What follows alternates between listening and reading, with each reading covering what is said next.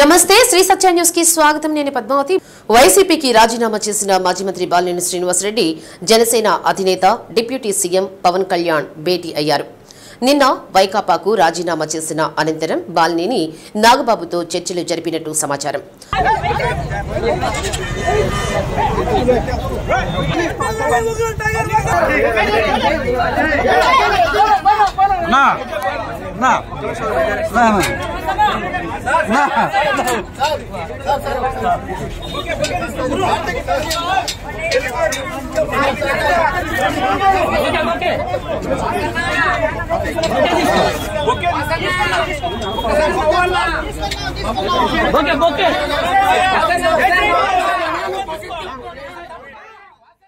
మంగళగిరిలోని జనసేన కేంద్ర కార్యాలయానికి చేరుకున్న బాలినేని పవన్ కళ్యాణ్ సమావేశమయ్యారు.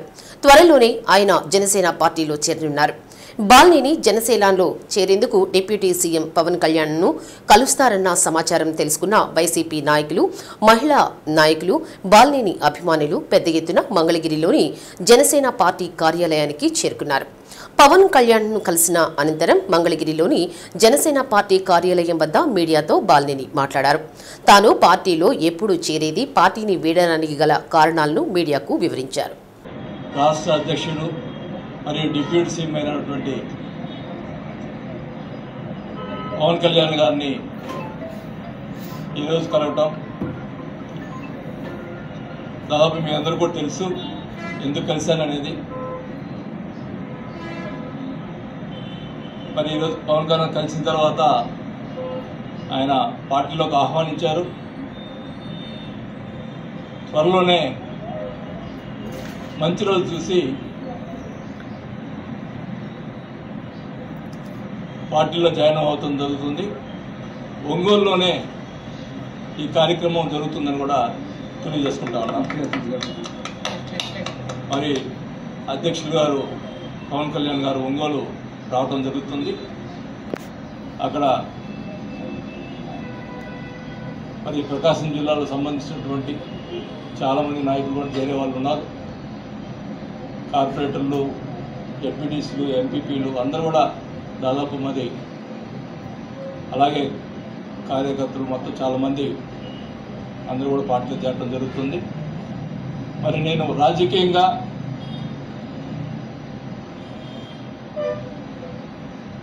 నన్ను రాజశేఖర రెడ్డి గారు రాజకీయంగా తీసుకొచ్చి నన్ను ఎమ్మెల్యేగా, మంత్రిగా చేసిన వ్యక్తి రాజశేఖర రెడ్డి గారు. అలాంటి వ్యక్తికి ఆయన చూపించినటువంటి బాటలోనే నడుస్తూ రాజశేఖర రెడ్డి గారు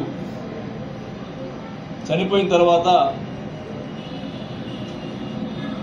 జగన్మోహన్ రెడ్డి గారు పార్టీ పెడుతుంటే అప్పుడు నేను మినిస్టర్గా ఉన్న, మైన్స్ మినిస్టర్గా, కంబైన్డ్ స్టేట్లో మైన్స్ మినిస్టర్గా ఉండటం జరిగింది. అప్పుడు అధిష్టానం, అప్పుడు కాంగ్రెస్ పార్టీ అధిష్టానం, మీరు జగన్మోహన్ రెడ్డి గారితో పోతే మీ మంత్రికి తీసేస్తామంటే ఆ రోజు మా కుటుంబంలో ఎవ్వరు కూడా ఒక్క నిమిషం కూడా ఆలోచించకుండా మంత్రి పోయినా పర్వాలేదు మాకు అని చెప్పి మేము రాజశేఖర రెడ్డి గారు మాకు ఇచ్చినటువంటి, ఆయన నాకు చూపించినటువంటి రాజకీయ భిక్ష పెట్టినటువంటి రాజశేఖర రెడ్డి గారికి, కుటుంబానికి అండగా ఉండాలనే ఉద్దేశంతో నేను మంత్రి పదవి వదులుకోవడం జరిగింది. అలాగే నాతో పాటు ఇంకొక మంత్రి బోస్ గారు కానీ, కొండా సురేఖ గారు కానీ కూడా మంత్రి పదవి వదులుకోవడం జరిగింది ఆ రోజు. అలాగే ఇంకా 15 మంది ఎమ్మెల్యేలు ఆ రోజు వాళ్ళు కూడా రాజీనామా చేసి మళ్ళా బై ఎలక్షన్ పోవడం జరిగింది. నేను అడుగుతా ఉన్న ప్రతిసారి కూడా జగన్మోహన్ రెడ్డి గారు విశ్వసనీయత అని మాట్లాడుతూ ఉంటారు. ఆ రోజు ఎవరైతే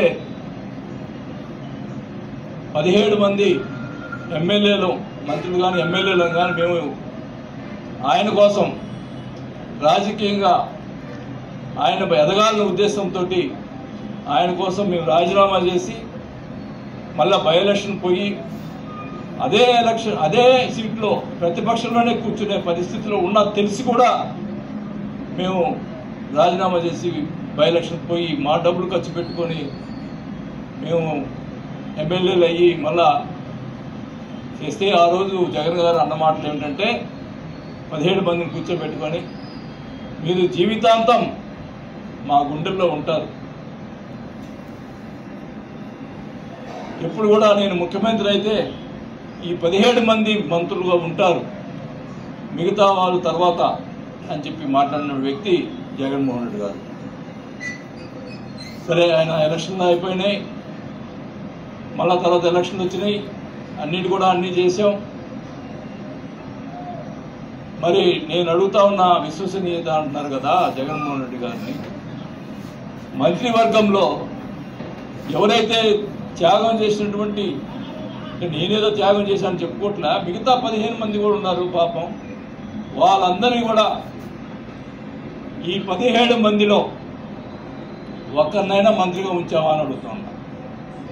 కనీసం 4-5 ఇవ్వాలి కదా, కనీసం ఒక్కరు కూడా మంత్రివర్గంలో లేకపోవటం నిజంగా ఆయన మనస్తత్వం ఒక్కసారి మీ అందరూ కూడా గమనించాలని కూడా తెలియజేసుకుంటా ఉన్నాం. రాజశేఖర రెడ్డి గారి ప్రేమ వల్ల, ఆయన మీద ఉన్నటువంటి ప్రేమ వల్ల ఇన్ని రోజులు ఎన్ని ఇబ్బందులు, నాకు ఆయనతో మాట్లాడకపోయినా కూడా నా గురించి ఆయన మాట్లాడిన తర్వాత ఆయన మీద నాకు ఎంతో నమ్మకం, ప్రేమ కలిగింది. ఎప్పుడు జగన్మోహన్ రెడ్డి గారు పబ్లిక్ మీటింగ్లో నా గురించి మాట్లాడలేదే, మరి పవన్ కళ్యాణ్ గారు అపోజిషన్లో ఉండి కూడా మాట్లాడారు అని చెప్పి ఎప్పుడు అనుకుంటుండేది. మరి దురదృష్టం, మొన్న ఎలక్షన్స్ ముందులో పోయి రావటం, కొంచెం గ్యాప్ రావటం, అది కమ్యూనికేషన్ గ్యాప్ వల్ల నేను రాలేకపోయా. ఏమైనా కానీ పవర్ అనేది ఈరోజు బాహటంగా ఒకటే చెప్తా ఉన్నాం. పవన్ కళ్యాణ్ గారు ఒకటే చెప్పాను, పవర్ ముఖ్యం కాదు, పదవులు ముఖ్యం కాదు, మాకు గౌరవం ఇవ్వాలా అంతే అని వేరే ఉద్దేశం మాకేమీ లేదు అని స్వచ్ఛందంగా ఏమి డిమాండ్స్ లేకుండా నేను పార్టీలో చేస్తానని చెప్పి ఈరోజు పవన్ కళ్యాణ్ గారికి చెప్పానని కూడా తెలియజేసుకుంటా ఉన్నా. మరి కొంతమంది రకరకాలుగా మాట్లాడుతూ ఉన్నారు, కొన్ని యూట్యూబ్లో ఏదేదో మాట్లాడుతూ ఉన్నారు. ఒకటే చెప్తా ఉన్నాం, కూటమిలో విషయంలో పవన్ కళ్యాణ్ గారు ఎలా ఆదేశిస్తే అలా చేసేదానికి నేను సిద్ధంగా ఉన్నానని చెప్పి కూడా తెలియజేసుకుంటా ఉన్నాం. కలిసి పని చేసేదానికి మేమందరూ కూడా సిద్ధంగా ఉంటామని కూడా తెలియజేసుకుంటా ఉన్నాం. మొదటి నుంచి ఉన్నటువంటి జనసేన సైనికులు అని, జనసేన నాయకులు అందరూ కూడా కలిసికట్టుగా, మా జిల్లాలో ఉన్నటువంటి నాయకులు అందరూ కూడా కలుపుకొని అందరూ కలిసి పని చేస్తామని చెప్పి కూడా, ఎక్కడ కూడా తారతమ్యం లేకుండా అందరూ కొత్తగా వచ్చిన వాళ్ళు అందరూ కూడా కలిసి పనిచేస్తామని, ఎక్కడ కూడా ఇబ్బంది కలగకుండా, పాత వాళ్ళకి ఇబ్బంది లేకుండా చేస్తామని చెప్పి కూడా నేను హామీ ఇస్తా ఉన్నా. జగన్మోహన్ రెడ్డి రాజకీయ జీవితమంతా ఫేక్ ప్రచారాలేనని, తన మనుషులంటూ చెప్పుకునే వాలంటీర్లతో వెట్టి చాకిరీ చేయించుకున్న జగన్ 2023 ఆగస్టు నుంచి వారిని రెన్యువల్ చేయలేదని రాష్ట్ర సాంఘిక సంక్షేమ శాఖ, సచివాలయ పరిరక్షణ శాఖ మంత్రి డోలా శ్రీ బాల వీరాంజనేయ స్వామి అన్నారు. ఎన్నికల సమయంలో వాలంటీర్ల చేత బలవంతపు రాజీనామాలు చేయించారని మంత్రి అన్నారు. వాలంటీర్లకు మేము మంచి చేద్దామనుకున్న జగన్ చేసిన అకృత్యాలు అడ్డుపడుతున్నాయని అన్నారు. వాలంటీర్ల వ్యవస్థపై ఆలోచించి నిర్ణయం తీసుకోవాలని మంత్రిమండలిలో చర్చించామని అన్నారు. వాలంటీర్లకు జగన్మోహన్ రెడ్డి చేసిన మోసాన్ని వాలంటీర్లు గమనించాలని అన్నారు. సచివాలయ ఉద్యోగులు వాలంటీర్లకు సాక్షి పత్రిక కొనుగోలుకు 2 ఏళ్లలో 205 కోట్ల రూపాయల ప్రజాధనం దుర్వినియోగం చేశారని అన్నారు. జగన్మోహన్ రెడ్డి తన చేష్టలతో ఫేక్ ప్రచారాలు, ఫేక్ చేష్టలు, ఫేక్ ముఖ్యమంత్రి చెప్పి నిరూపించుకున్న విషయాన్ని ఈరోజు మొత్తానికి వెలుగులోకి వచ్చింది. తన వాలంటీర్లు, తన మనుషులను చెప్పుకున్నటువంటి వ్యక్తుల యొక్క సేవలు 2023 ఆగస్టు నుంచి కూడా వాళ్ళు ఉద్యోగాల్లో లేరు. సరే, కొంతకాలం ప్రభుత్వ డబ్బులు ఏదో చెల్లించారు కాబట్టి వాళ్ళని రెన్యువల్ చేద్దామని చెప్పింది ఈరోజు కేబినెట్ ముందు తీసుకొస్తే దానిలో డొల్లతనం బయటపడింది. ఇటువంటి ఉద్యోగాల్లో లేని వ్యక్తుల్ని బలవంతంగా మీరు ఉద్యోగాలను రాజీనామాలు చేయడం, ఈ డ్రామాలన్నీ కూడా బయటకు వచ్చాయి. వాళ్ళకి మంచి చేద్దాం అనుకున్న సమయంలో కూడా తను చేసినటువంటి అకృత్యాలు అడ్డం వచ్చాయి. ఈరోజు కేబినెట్ లో అందరూ కూడా, మంత్రులు కూడా దీని విషయంలో ఆలోచించి నిర్ణయం తీసుకుందాం అని చెప్పి చెప్పడం జరిగింది.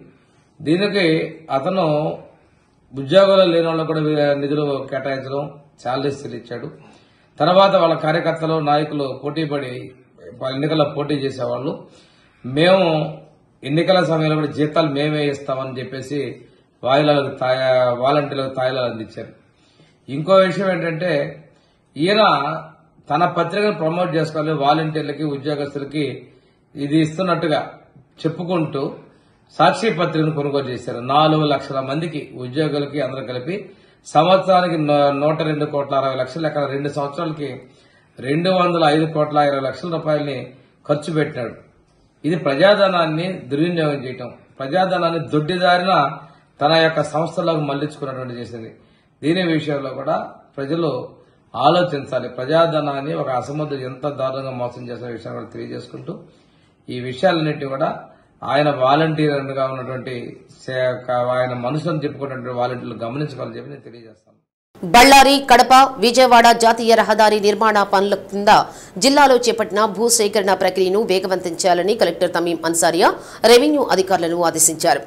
జిల్లాలో చేపట్టిన భూసేకరణ ప్రక్రియ పురోగతిపై మండల, గ్రామాల వారీగా సమీక్షించారు. బళ్ళారి, కడప, విజయవాడ జాతీయ రహదారి నిర్మాణానికి రాష్ట్ర ప్రభుత్వం అత్యంత ప్రాధాన్యత ఇస్తుందని, ఈ జాతీయ రహదారి పనుల కింద జిల్లాలో ప్యాకేజీ వారీగా చేపట్టిన భూసేకరణ ప్రక్రియను వేగవంతం చేయడంతో పాటు భూసేకరణ పనులు త్వరితగతిన పూర్తయ్యేలా చర్యలు తీసుకోవాలని కలెక్టర్ అన్నారు. బీకేవీ జాతీయ రహదారి నిర్మాణానికి సంబంధించి కోర్టులో పెండింగ్లో ఉన్న కేసుల పరిష్కారం అయ్యేలా చర్యలు తీసుకోవాలని అన్నారు. భూములు కోల్పోయిన వారికి త్వరగా నష్టపరిహారాన్ని చెల్లించేలా చర్యలు తీసుకోవాలని తహసీల్దార్లను ఆదేశించారు. వివాదాస్పద భూ సమస్యలను పరిష్కరించే విషయంలో జాగ్రత్త వహించాలని అన్నారు. సమావేశంలో డిఆర్ఓ శ్రీలత, ఎస్డీసీ వరకుమార్, జిల్లా అటవీ శాఖ అధికారి శ్రీనివాసరావు, ఒంగోలు, కనిగిరి ఆర్డీఓలు సుబ్బారెడ్డి, జా నిర్విన్, ఎన్హెచ్ఏ పీడీ విద్యాసాగర్, సంబంధిత తహసీల్దార్లు, వీఆర్ఓలు తదితరులు పాల్గొన్నారు.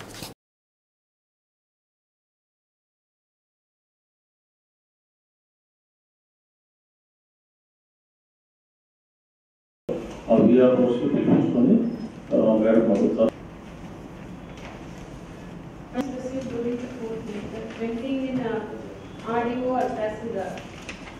Kottapalli 12 awardees. 12 survey numbers ఇది మీకు పెండింగ్ ఉంది. ఉన్నాయి కదా.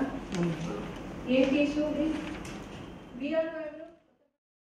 పొదిలి ఆర్టీసీ బస్టాండ్లో 2 నూతన బస్సులను మార్కాపురం శాసనసభ్యులు కందుల నారాయణ రెడ్డి ప్రారంభించారు. అనంతరం ఆర్టీసీ బస్టాండ్ నుండి పెద్ద బస్టాండ్ మీదుగా తిరిగి ఆర్టీసీ బస్టాండ్ వరకు బస్సును ఎమ్మెల్యే నడిపారు. అనంతరం నగర పంచాయతీ కార్యాలయంలో అధికారులతో సమీక్ష సమావేశం నిర్వహించారు. పొదిలి పట్టణానికి 120 కోట్ల రూపాయలతో ఇంటింటికి పైప్ లైన్ త్వరలోనే పూర్తి చేస్తామని ఎమ్మెల్యే తెలిపారు. పక్కా ప్రణాళికతో పట్టణంలో ప్రతి రోడ్డును సీసీ రోడ్డుగా మారుస్తామని, 2.5 కోట్ల రూపాయలతో ఫైర్ స్టేషన్ను త్వరలోనే ప్రారంభిస్తామని తెలిపారు. పొదిలిలో ట్రాఫిక్ సమస్యను అధిగమించడానికి రోడ్ల విస్తరణ చేపడతామని, ప్రతి ఒక్కరూ పార్టీలకు అతీతంగా దీనికి సహకరించాలన్నారు. కార్యక్రమంలో తెలుగుదేశం నాయకులు, కార్యకర్తలు పాల్గొన్నారు.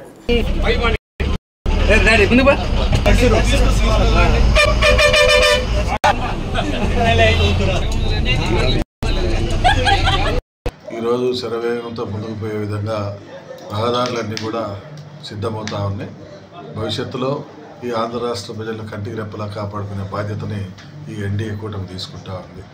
ఈరోజు పొదిలి పట్టణంలో కూడా ముఖ్యంగా మున్సిపల్ పరిధిలో ఉన్నటువంటి ప్రజలకు ఏ కష్టాలు రాకుండా, ముఖ్యంగా శానిటేషన్ విషయంలో, డ్రైన్స్ విషయంలో, డ్రింకింగ్ వాటర్ విషయంలో, రోడ్ల విషయంలో ఒక ప్రత్యేక డ్రైవ్ తీసుకొని చేయమని చెప్పి అధికారులకు ఇప్పుడే ఆదేశాలు ఇవ్వడం జరిగింది. అలాగే తెలుగుదేశం పార్టీ, జనసేన, బీజేపీల శ్రేణులను కూడా సహకారం తీసుకొని ప్రజలకు అందుబాటులో ఉండి, అలాగే ఇట్లా అధికారులను ప్రజలకు మధ్యన సంయోగకర్తలుగా ఉండి ఎక్కడ చిన్న ఇబ్బంది కూడా జరగకుండా వాళ్ళకు తగిన సపోర్ట్ ఇచ్చి ఈ అభివృద్ధి కార్యక్రమాల్లో పాల్పంచుకోమని చెప్పి మా వాళ్ళకు కూడా దిశానిర్దేశం చేసుకోవడం జరిగింది. తప్పకుండా ఈ పొదిలి పట్టణాన్ని ఒక బ్రహ్మాండమైనటువంటి సుందర నగరంగా, పట్టణంగా తీర్చిదిద్దుదాం. రాబో కాలంలో 120 కోట్ల రూపాయలతోటి ఇంటింటికి పైప్ లైన్ సాగర్ స్కీమ్ తీసుకురాబోతా ఉన్నాం, సాగర్ వాటర్ స్కీమ్ని. అలాగే డ్రైవ్ పెట్టి ప్రతి బజారు కూడా సిమెంట్ రోడ్లు అన్నీ కూడా కంప్లీట్ చేయబోతా ఉన్నాం. ప్రస్తుతం టెంపరీగా ఉన్నటువంటి కాలువలు, డ్రైన్స్ అన్నీ కూడా ఎక్కడైనా ఇబ్బంది ఉంటే తక్షణం మీరు మున్సిపాలిటీ వారి పరిధికి కానీ, మా తెలుగుదేశం శ్రేణులకు కానీ మీరు ఇన్ఫామ్ చేస్తే తప్పకుండా వాటి మీద ఆ వార్డులో ఉన్నటువంటి సమస్యల మీద దృష్టి పెట్టి తక్షణం పరిష్కరించేదానికి మేము చర్యలు చేపడతామని చెప్పి ఈ సందర్భంగా తెలియజేస్తాం. కేంద్రంలోని బీజేపీ ప్రభుత్వం జమిలి ఎన్నికలను కేంద్ర కేబినెట్ ఆమోదిస్తూ తీర్మానం చేసిందని, దాన్ని తీవ్రంగా కాంగ్రెస్ పార్టీ వ్యతిరేకిస్తుందని సీనియర్ నాయకులు తులసిరెడ్డి అన్నారు. నగరంలోని జిల్లా కాంగ్రెస్ పార్టీ కార్యాలయంలో మీడియా సమావేశం నిర్వహించారు. జిల్లా కాంగ్రెస్ పార్టీ అధ్యక్షుడిగా షేక్ సైదా ప్రమాణ స్వీకార కార్యక్రమానికి తులసిరెడ్డి ముఖ్య అతిథిగా పాల్గొన్నారు.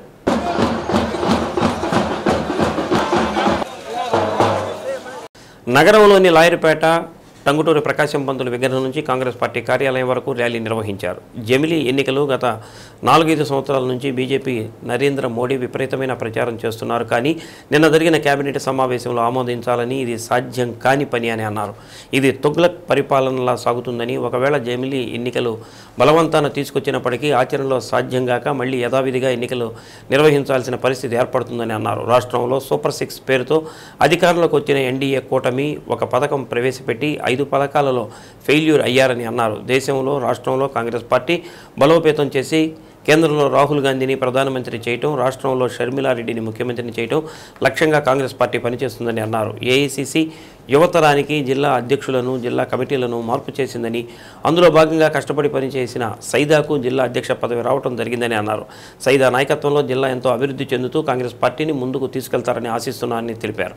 కార్యక్రమంలో గుంటూరు మాజీ ఎమ్మెల్యే మస్తాన్ వలీ, పీసీసీ ఉపాధ్యక్షుడు శ్రీపతి ప్రకాశం, నగర అధ్యక్షురాలు తొరకపల్లి నాగలక్ష్మి, ఉద్దండి మల్లికార్జున, పాలపర్తి విజేశ్రాజ్, కైపు వెంకటకృష్ణారెడ్డి, కోటేశ్వరరావు తదితరులు పాల్గొన్నారు. ప్రకాశం జిల్లా కాంగ్రెస్ పార్టీ అధ్యక్షులుగా షేక్ సైదా గారు ప్రమాణ స్వీకారం చేస్తున్నారు. ఆ సందర్భంగా ఇక్కడికి రావడం జరిగింది. ఈ జిల్లాకు వచ్చేసి షేక్ సైదా ఆయన సమర్థమైన నాయకత్వం వహిస్తారనే నమ్మకంతో ఆయన వచ్చేసి నియమించడం జరిగింది. ఆ సందర్భంగా వారందరికీ నేను కృతజ్ఞత తెలియజేస్తున్నాను.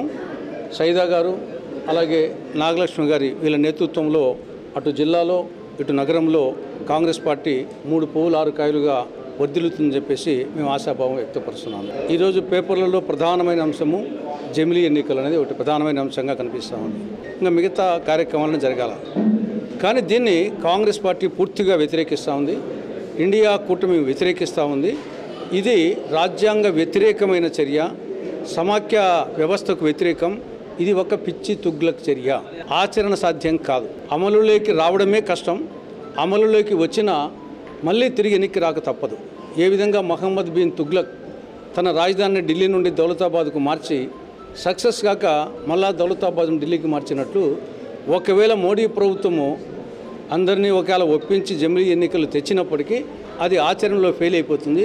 మళ్ళీ మామూలు సిస్టమే వస్తుంది. కాబట్టి ఆ తుగ్లక్ చర్య చేయవద్దని చెప్పేసి మోడీ ప్రభుత్వానికి కాంగ్రెస్ పార్టీ సూచిస్తూ ఉంది. గత ఎన్నికల్లో టీడీపీ కూటమి అధికారంలోకి వచ్చేదానికి ప్రధాన కారణం సూపర్ 6 అంటే 6. ఆ 6 పథకాల్లో ఒక్క పథకం మాత్రమే ఈ 100 రోజుల్లో ఇంప్లిమెంట్ అయింది, సామాజిక పెన్షన్ల పథకం. మిగతా నిరుద్యోగులకు సంబంధించి నిరుద్యోగ భృతి కానీ, విద్యార్థులకు సంబంధించి తల్లికి వందనం పథకం కానీ, రైతులకు సంబంధించి అన్నదాత సుఖీభో పథకం కానీ, మహిళలకు సంబంధించి 3 గ్యాస్ సిలిండర్లు ఉచితం కానీ, లేదా బస్సుల్లో ఉచిత ప్రయాణం కానీ, 19-59 సంవత్సరాల మధ్య ఉండే మహిళలకు ఆర్థిక సహాయం కానీ, ఎస్సీ, ఎస్టీ, బీసీ, ముస్లిం మైనారిటీలకు వాళ్ళకు 50 సంవత్సరాలకే పెన్షన్ ఇస్తామని చెప్పడం. కాబట్టి ఈ 6 ఈ 5 ఇంతవరకు అమలు కాలేదు. ఎప్పటి నుండి అమలు చేస్తారు కూడా చెప్పలేదు.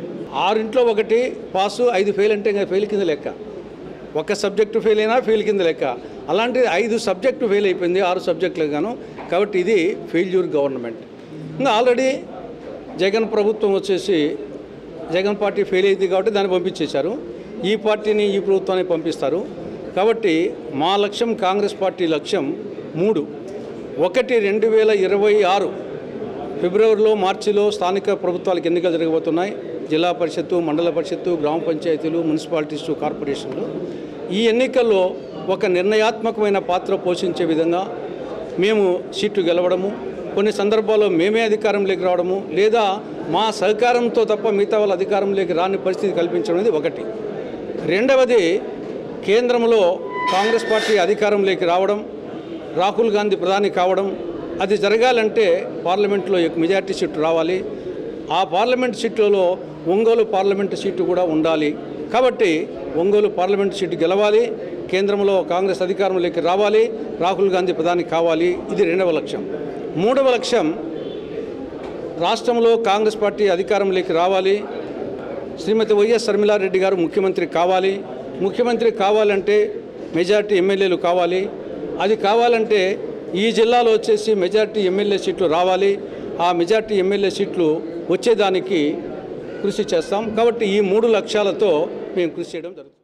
కాంగ్రెస్ పార్టీ అధిష్టాన వర్గం మల్లికార్జున ఖార్గే గారు, రాహుల్ గాంధీ గారు, అలాగే మా పిసిసి చీఫ్ షర్మిలారెడ్డి గారు, పెద్దలు తులసిరెడ్డి గారు, అలాగే అన్న మస్తానులి గారు, అలాగే శ్రీపతి ప్రకాశం గారు, మిగతా రాష్ట్ర పెద్దలందరి సహకారంతో ఈరోజు నన్ను డిసిసి అధ్యక్షుడిగా నియమించినందుకు వారందరికీ కూడా మరి ప్రత్యేకంగా ధన్యవాదాలు తెలియజేస్తూ నా మీద పెట్టినటువంటి గురుతర బాధ్యతను చిత్తశుద్ధితో నిర్వర్తిస్తానని, ఈ జిల్లాలో కాంగ్రెస్ పార్టీ పురోభివృద్ధికి నా వంతు కృషి చేస్తానని చెప్పి మీ ద్వారా తెలియజేస్తున్నాను. ఒంగోలు కొత్త కూరగాయల మార్కెట్ ఎదురుగా గల రెడ్ క్రాస్ భవనాన్ని కలెక్టర్ తమీం అన్సారియా పరిశీలించారు. త్వరలో సంతపేట పాత రెడ్ క్రాస్ భవనాన్ని ఖాళీ చేసి ఒకే చోట రెడ్ క్రాస్ కార్యకలాపాలను నిర్వహించేందుకు జిల్లా రెడ్ క్రాస్ మేనేజింగ్ కమిటీ సన్నాహాలు చేస్తుంది.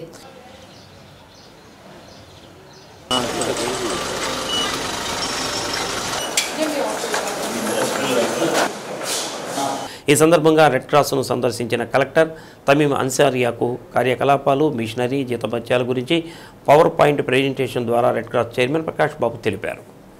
రెడ్ క్రాస్లోని సిబ్బందికి నెలకు 80,000 వరకు జీతాలు ఇచ్చేందుకు ఇబ్బందులు పడుతున్నామని కలెక్టర్ దృష్టికి తీసుకొచ్చారు. సభ్యత్వ నమోదు వేగవంతం చేసి జీతాల సమస్యకు పరిష్కారం చేద్దామని కలెక్టర్ పేర్కొన్నారు. దాదాపు రాష్ట్రంలో ఎక్కడా లేని విధంగా 3 కోట్లు విలువ చేసే మిషనరీలు ఉన్నాయని, వాటిని ప్రారంభించేందుకు గవర్నర్ను ఆహ్వానించేందుకు ఒంగోలు ఎమ్మెల్యే, ఎంపీ ద్వారా ప్రయత్నాలు చేస్తున్నామని కలెక్టర్ తెలిపారు. కార్యక్రమంలో vice president CV Reddy, treasurer Raghava, EC మెంబర్లు బివి రెడ్డి, ప్రసన్నరాజ్, ఇక్బాల్, కత్తిసీను తదితరులు పాల్గొన్నారు. అసలు ఇది ఎలా మనకి ఈ ప్రాసెస్ ఎలా వచ్చిందనేది యాక్చువల్గా మా మేనేజింగ్ కమిటీ వచ్చి ఇక్కడికి 6 years అయిందండి. బిఫోర్ దట్ 15 years బిఫోర్ నుంచి ప్రాసెస్ స్టార్ట్ అయింది. మనకి ఎలా చేయండి రెవెన్యూ డిపార్ట్మెంట్ ఆ బిల్డింగ్ మొత్తం 5,000 square చేయడం జరిగింది. చాలా రెస్పాండెన్స్, చాలా వర్క్ చేసాం మొత్తం ఎక్విప్మెంట్ కోసం. ఎక్విప్మెంట్ యాక్చువల్గా ఒక 60 lakhs ఉంటే ఒక బ్లడ్ సెంటర్ పెట్టచ్చు. అయితే హై ఎండ్ మన ఇండియాలో ఉన్నటువంటి మిషనరీలో హై ఎండ్ మిషనరీ మనకి మన రెడ్ క్రాస్ ఒక నేషనల్ హెడ్ క్వార్టర్ అప్లికేషన్ పెట్టడం జరిగింది. ఆ తర్వాత మనకి రెడ్ క్రాస్ ఎన్ని చోట్ల ఒక మీటింగ్ పెడితే అన్ని మీటింగ్ పెడితే దాన్ని ఎలా మనం చేద్దామో అని ఒకసారి మనం మాట్లాడుకోవడం. అయితే రెడ్ క్రాస్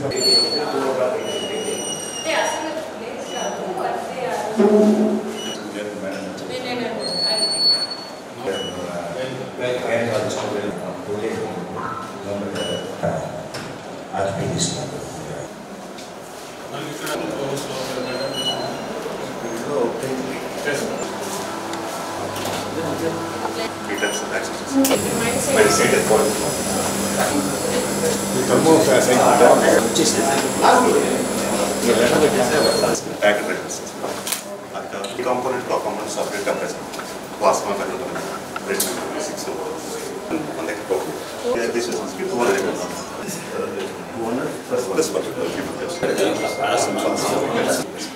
తీసుకుని ఇక్కడ కాంపోనెంట్స్ డివైడ్ చేస్తాం. లిటర్స్ మాత్రం 5 days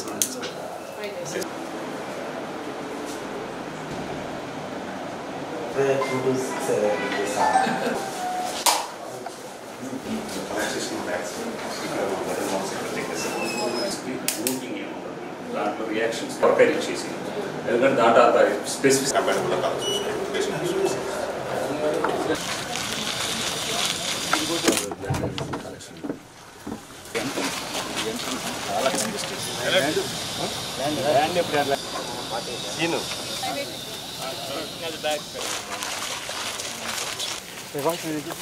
ప్రముఖ పారిశ్రామికవేత్త రవిశంకర్ గ్రూప్ చైర్మన్ కంది రవిశంకర్ జనసేన పార్టీలో చేరేందుకు ముహూర్తం ఖరారైంది.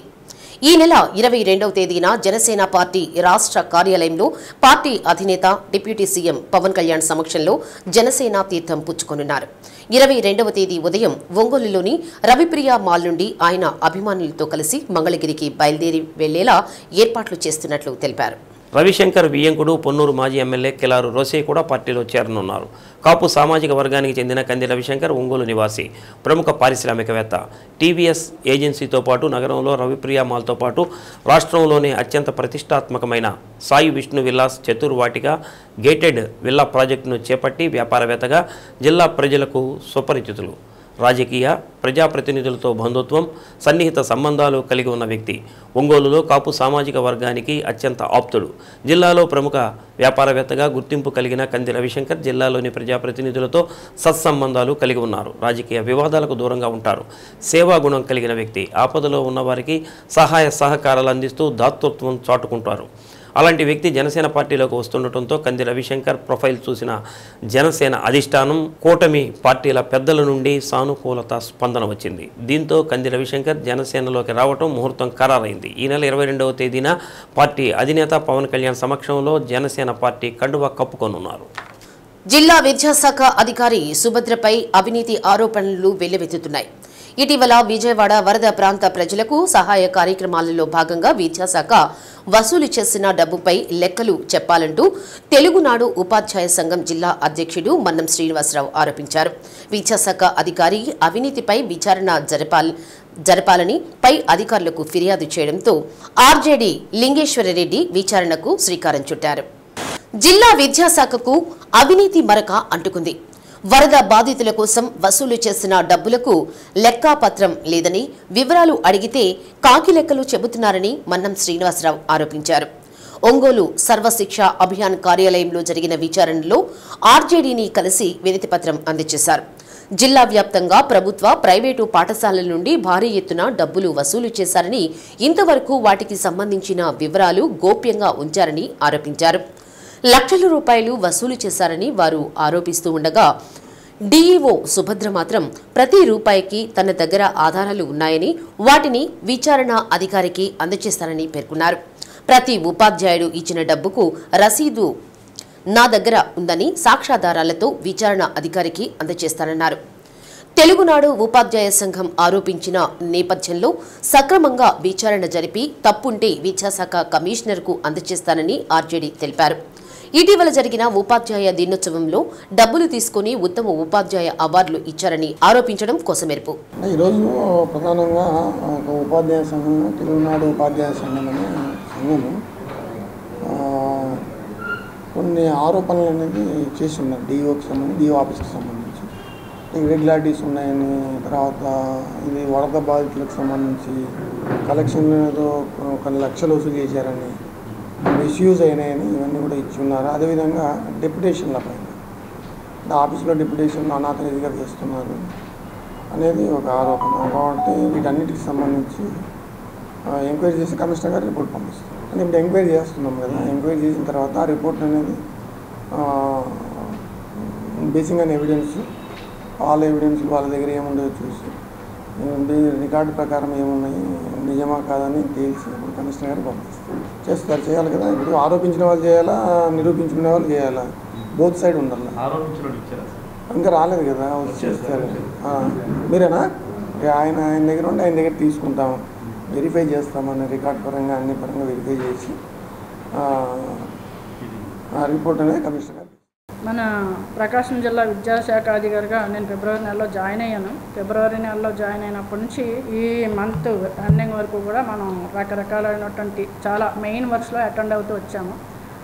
ఆ వర్క్స్లో ఉండగానే మనకి రీసెంట్గా మనకి కలెక్టర్ మేడం గారు వరద బాధితుల కారణంగా ఉన్నటువంటి విషయంలో మనం ఉపాధ్యాయ దినోత్సవం సందర్భంగా మనం ఫైల్తో మనం ఫాలో అవుతూ ఆ టైం కూడా మేడం బిజీగా ఉండడం వల్ల మనకి లోకల్గా ఉన్నటువంటి డివైఓ సామా సుబ్బారావు గారు, నేను కలెక్టర్ మేడం గారిని కలవడానికి కేవలం మనం ఈ ఫైల్ అప్రూవ్ చేయించుకోవడం కోసం వెళ్ళాము. మేడము బిజీ ఉన్నారు. ఓకే, జస్ట్ ఒక నిమిషం ఫైల్ కన్నా ముందు ఒక నిమిషం మాట్లాడారు, కూర్చోండి అన్నారు. కూర్చున్నాము. మరి మన వాళ్ళు ఎవరైనా కూడా ఈ విజయవాడ మనం వరద బాధితులకి ఫుడ్ ఏర్పాట్లు ఏమన్నా చేయగలరా, ట్రై చేయగలరా అని అడిగారు. మేడం జస్ట్ ఇప్పుడే మీరు మా దృష్టిలో పెట్టారు కాబట్టి ఇదే విషయాన్ని నేను కిందికి వెళ్ళి మన టీం ఉంది ఎడ్యుకేషనల్గా మనకు టీం అంతా కూడా ఈ ఉపాధ్యాయ దినోత్సవానికి సరిపడినటువంటి టీం వర్క్ చేస్తూ ఉన్నాము. స్టాఫ్ అందరూ కిందే ఉన్నారు. కిందికి వెళ్ళి ఒకసారి అందరి దృష్టిలో పెట్టి మీకు ఏ విషయం చెప్తాను మేడం. కిందికి వచ్చే టైంకి సేమ్ అంతా మన టీం అంతా ఇక్కడే ఉన్నారు కాబట్టి వాళ్ళందరి దృష్టిలో ఈ విషయం చెప్తూ ఫస్ట్ నేను నా ఆఫీస్ కాబట్టి ఫస్ట్ నేనేం చేయగలను, నా ఆఫీస్ నుండి నేనేం చేయగలను అనే విషయం మీద ఫస్ట్ స్టెప్ మా ఏడీ గారిని పిలిచాం. సార్ ఏదైనా ఒక పని చేయాలి అంటే ఫస్ట్ మన నుంచి మొదలు పెట్టుకోవాలి కాబట్టి ఇది సేవా కార్యక్రమంలో భాగంగా చెప్పారు కానీ ఎవరిని ఇన్సిస్ట్ చేసేది కాదు, ఎవరిని కూడా ఇలా చేయండి అని చెప్పేది కాదు. ఎవరికి వాళ్ళు ఓన్గా వాళ్ళ సేవా కార్యక్రమానికి స్పందించి మనం ఏం చేయగలం అనే దాని మీద మనం చేయండి. ఫస్ట్ ఇదిగో నేనుగా నా స్పందన మీకు ఇస్తున్నాను, 5000 రూపీస్ నేను అందిస్తున్నాను. ఈ మన ఆఫీస్ నుంచి మినిమం ఎవరికి వాళ్ళు స్పందించినటువంటి అమౌంట్ తోటి మనం వాటర్ మాత్రం సప్లై చేద్దాం. ఇది పర్సనల్గా మనం తీసుకున్నటువంటి విషయం అనేసి నేను స్టాఫ్కి తెలియజేశాను. ఇదంతా ఓన్లీ ఆఫీస్ తరఫున ఇప్పటికీ చెప్తున్నాను 50,000 రూపాయలు. వారి ఆరోపణలు అంటే కావలసినంత ఫండ్స్ వసూలు చేయడం జరిగింది, దాన్ని ఏమంటారు మిస్యూజ్ చేశారు, అకౌంటబిలిటీ లేదు అనేది తెలుగునాడుగా ఆ సంఘ నాయకుడిగా మరి మన్నే శ్రీనివాస్ గారు తెలియజేసిన విషయం అది. ఆ విషయానికి క్లియర్గా మన దగ్గర ఫైల్ ఉంది, ఫైల్కి ఆన్సర్ చెప్పగలము. ఒక్క నయా పైసా కూడా నా చేతిని నేను టచ్ చేయలేదు. అందరూ వాళ్ళుగా స్పందించిన విషయం కూడా ఎవరికి వాళ్ళు సేవా కార్యక్రమం కానీ నా చేతి మీద ఎప్పుడూ కాదు. మనది ఆఫీస్ తరఫున మనం ఏం చేయగలం అన్నదే మేము చేస్తాం. నా పేరు మన్నవ శ్రీనివాస్ అండి, ఉపాధ్యాయుడిని, తెలుగునాడు ఉపాధ్యాయ సంఘ రాష్ట్ర అధ్యక్షుడిని. డిఓ మీద ఆరోపణ చేశారు, ఏది వరదకు సంబంధించి డబ్బులు వసూలు చేశారు, దానికి ఇంకా ఎక్కువ వసూలు చేసి మిస్యూజ్ అయినాయి అనే దాని మీద మీరు ఆరోపణ చేశారు. దీని ఏ ఆధారంతో మీరు ఆరోపణ చేశారు? ఒకటి సార్, గౌరవ కలెక్టర్ గారి ఆదేశాల మేరకు ప్రకాశం జిల్లా డిఓ గారు విద్యాశాఖను సమాయత్తం చేసి డీసీఈబీ ద్వారా మరియు ఎంఈల ద్వారా వసూలు చేసి వరద బాధితులకు సహాయం చేయాలని సంకల్పించారు మంత్రి ఉద్దేశం. అందులో భాగంగా ఎంతమంది దగ్గర వసూలు చేశారు, ఎవరెవరి దగ్గర తీసుకున్నారు, ఎక్కడ పంచారు, ఏందనేది ఇంతవరకు కూడా క్లారిటీ లేదు. అదే అనేక అనుమానాలు తావిస్తుంది. ముఖ్యంగా ఎందుకంటే మీకు ఎంత మిస్యూజ్ అయ్యింది, ఎంత అయింది అనేది మీకు దగ్గర ఒక ఆధారాలు ఉన్నాయా? ఒకటి సార్, ఇది జిల్లా మొత్తము ఎంఈఎల్ జరిగిన ప్రోగ్రాము. జిల్లా మొత్తం కూడా ఎంత వసూలైందని వాళ్ళు చెప్తే, అంటే అధికారులు వసూలు చేసిన వాళ్ళు చెప్తే ఒక ట్రాన్స్పరెన్సీ, ఒక లెక్క ఉంటుందని మా ఆలోచన, మా అభిప్రాయము. ఇంతవరకు కూడా వసూలు చేసి 20 రోజులు అవుతున్నప్పటికీ ఇంతవరకు వాటి గురించి ఎక్కడ ఏమీ మాట్లాడటం లేదు. అందుకనే మేము ఒక బాధ్యతాయుత సంఘంగా దాన్ని మాకు వచ్చిన ఉపాధ్యాయుల్లో వచ్చిన చర్చని మేము వాళ్ళ ఉపాధ్యాయుల భావాల్ని మా యొక్క రిప్రజెంటేషన్ ద్వారా ఎంత వసూలు చేసింది ఇతమిద్దంగా నాకు తెలియదు. కానీ దాదాపు ఆరోపణ అంటే సార్ ఎంత అనేది కరెక్ట్గా ఫిగర్స్ నేను చెప్పలేను. దాదాపు 38 మండలాలు ఉన్నాయి, హెచ్ఎంస్ ఉన్నారు. వాళ్ళందరి ద్వారా పెద్ద మొత్తంలో, అంటే ఈ కష్టకాలంలో 10 లక్షలు కూడా పెద్ద మొత్తమే. పెద్ద మొత్తం అంటే కోట్లు కాకపోవచ్చు, 10 లక్షలు కావచ్చు, 15 లక్షలు కావచ్చు, 8 లక్షలు కావచ్చు, 20 లక్షలు కావచ్చు. ఎంత వసూలు చేశారు, ఎంత పంచారు, ఎంత ఫుడ్ సప్లై చేశారు, అసలు ఏటి దానికి కూడా పారదర్శక అనేది లేదు. ఎందుకు అంత గోప్యము అనేది మా ప్రధాన ఆరోపణ. అది నిరూపించుకోవాల్సిన బాధ్యత గౌరవ విద్యాశాఖ ముడిపడి ఉంది. ఎందుకంటే ఉపాధ్యాయులందరూ కూడా ఎంతో సహృదయంతో, పెద్ద ఆయన 74 సంవత్సరాల వయసులో రాత్రి పగల కష్టపడి ఆడ బస్సులో ఉండి సర్వీస్ చేస్తుంటే మనం ఎక్కడ సేఫ్ జోన్లో ఉన్నాం. సేఫ్ జోన్లో ఉండి మనకు తోసింది మనం సహకారం కోసం అందిస్తే వాటిని సమయానికి అందించకుండా ఇవాటికి కూడా అందించలేదనేది మా ప్రధాన ఆరోపణ. గౌరవ డిఓ గారు జిల్లా మొత్తానికి కూడా అధికారి. ఆమె ఆదేశాల ప్రకారమే ఈ యొక్క ఉపాధ్యాయుల నుంచి మండల విద్యాశాఖ కావచ్చు, డీసీబీ వాళ్ళు కావచ్చు, లేదంటే ఇంకెవరైనా కావచ్చు, ఆమె ఆదేశాల ప్రకారం వాళ్ళ ఆఫీస్ స్టాఫ్ వాళ్ళు వసూలు చేశారు. ఆ వసూలు చేసింది ఎంత, ఖర్చు పెట్టింది ఎంత, వాటికి రసీదులు ఉన్నాయా, అవి మొత్తం కూడా గోప్యత నుంచి బయటకు తీసుకొచ్చి పబ్లిక్ డొమైన్లో పెట్టాల్సిన బాధ్యత వాళ్ళది. ఎందుకంటే సీఎం ఆఫీస్ వాళ్ళు కూడా 10 రూపాయలు ఇచ్చినా 10,000 ఇచ్చినా కూడా పబ్లిక్ డొమైన్లో పెడుతున్నారు. అది సార్, అంతకుమించి మాకు వ్యక్తిగతంగా కానీ ఇంకోటి కానీ రాజకీయ అజెండాలు కానీ ఏమీ లేవు. అదేవిధంగా డిఈఓ ఆఫీస్ని కొంచెం సంస్కరించాలని అనిపిస్తుంది. ఎందుకంటే గత కొన్ని సంవత్సరాలుగా అవినీతి హెచ్చురిల్లిపోతుంది. ప్రతి పనికి పైసలేంది పని కదలటం లేదు ప్రతి దానికి. కాబట్టి ఇవన్నింటినీ కూడా మా రిప్రజెంటేషన్ తెలియజేశాము. ఉపాధ్యాయులకు న్యాయం జరగాలని మా కోరిక సార్. ఉపాధ్యాయులుగా గర్వంగా చెప్పుకునేటటువంటి ఉపాధ్యాయ దినోత్సవానికి మనం ప్రతి సంవత్సరం కూడా బెస్ట్ టీచర్, జిల్లాలో ఉత్తమ ఉపాధ్యాయ అవార్డుల్ని ప్రకటిస్తూ ఉంటాం. కానీ నిన్నటి ఉపాధ్యాయ దినోత్సవం 2024 సెప్టెంబర్ 5న జరిగినటువంటి అర్హుల జాబితాలో అర్హత లేని వారిని కూడా జిల్లా ఉత్తమ ఉపాధ్యాయులుగా వాళ్ళని సెలెక్ట్ చేసేందుకు జిల్లా విద్యా కార్యాలయంలో లంచం తీసుకున్నారనేది ఉపాధ్యాయుల్లో బాగా చర్చ నడుస్తుంది. చర్చ కాదు, మీకు ఏమన్నా ఆధారాలు ఏమైనా ఉన్నాయా? ఇప్పుడు మీరు ఆరోపించేటప్పుడు ఒక ఆధారం అర్హత లేని ఉపాధ్యాయులు ఎవరు ఏంటి అనేది మీరు డిఈఓ దృష్టికి తీసుకెళ్లారా? డిఓ దృష్టికి అంటే సార్ అర్హత లేని వారిని తీసుకెళ్ళారు అంటే కేవలం ఇది ఒక ప్రాసెస్లో రావాలి సార్. ఎంఈఓ ద్వారా సరైన విధానంలో పద్ధతిలో జిల్లా విద్యాశాఖ కార్యాలయానికి చేరాలి. కనీసం అప్లై చేసుకుని దరఖాస్తు చేయని వారిని కూడా అప్పటికప్పుడు లంచం తీసుకొని కొంత మొత్తంలో డబ్బులు తీసుకొని వాళ్ళని జిల్లా ఉపాధ్యాయులుగా వాళ్ళని సెలెక్ట్ చేయడం జరిగింది. మేము ఎప్పుడైతే ఇలాంటి ఆరోపణలు చేసామో ఆరోపణలు చేసిన తరువాత వాళ్ళ చేత అప్లికేషన్ తీసుకున్నట్టుగా మాకు సమాచారం ఉంది. విద్యాశాఖని వరద బురద అంటుకుంది. అదెలా అంటే ఇటీవల విజయవాడ వరద ప్రాంతాల్లో బాధితులకి సహాయం చేసేందుకు ప్రభుత్వ శాఖలు అనేక విధంగా ఎంతోమంది అన్ని ప్రభుత్వ శాఖలు మానవత్వంతో స్పందించాయి. ఈ నేపథ్యంలో అధికారుల ఆదేశాల మేరకు జిల్లా విద్యాశాఖ కూడా వారికి తోచినంత సాయాన్ని వసూలు చేయటం కూడా జరిగింది. వేలాది వాటర్ బాటిల్స్ కానీ పులిహోర ప్యాకెట్లు కానీ వీళ్ళు బస్సుల ద్వారా అక్కడికి విజయవాడ తరలించడం జరిగింది. ఈ సందర్భంగా తెలుగునాడు ఉపాధ్యాయ సంఘం నాయకులు మన్నం శ్రీనివాసరావు వారు ఒక ఆరోపణ అయితే చేస్తూ ఉన్నారు. ఆ ఆరోపణ ఏంటంటే విద్యాశాఖలో జిల్లా వ్యాప్తంగా లక్షలాది రూపాయలు వసూలు చేశారు. ఆ డబ్బులకి ఇంతవరకు అంటే అకౌంటబిలిటీ లేదు. ఎంత వసూలైంది, ఎంత ఖర్చు పెట్టారు అనే దాని మీద అకౌంటబిలిటీ లేదు. పైగా విద్యాశాఖలో కూడా అనేక అవినీతిమయం జరుగుతుంది. దీన్ని ప్రక్షాళన చేయాలనేది ఉత్తమ ఉపాధ్యాయుల అవార్డుల విషయంలో కూడా డబ్బులు తీసుకుని ఉత్తమ ఉపాధ్యాయుల అవార్డులు కూడా అందజేశారనేది ఒక ఆరోపణ. ముఖ్యంగా ఆర్జేడీ ఈ అవినీతి ఆరోపణల మీద ఆర్జేడీ లింగేశ్వర్ రెడ్డి ఎంక్వైరీ చేస్తూ ఉన్నారు.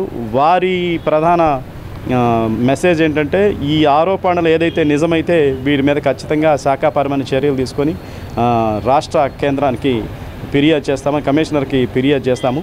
ప్రస్తుతం ఎంక్వైరీలోనే ఉంది అనేది వారు చెప్పడం జరిగింది.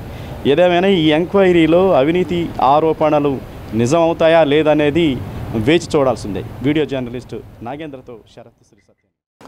కేంద్ర ప్రభుత్వం ప్రతిపాదించిన జమిలీ ఎన్నికలు దేశానికి ఫెడరల్ వ్యవస్థకి నష్టదాయకమని ప్రధానమంత్రి నరేంద్ర మోడీ నియంతృత్వానికి ఆధిపత్య ధోరణికి జమిలీ ఎన్నికలు ప్రతిపాదన అద్దం పడుతుందని సిపిఎం రాష్ట్ర కార్యదర్శి బి శ్రీనివాసరావు అన్నారు.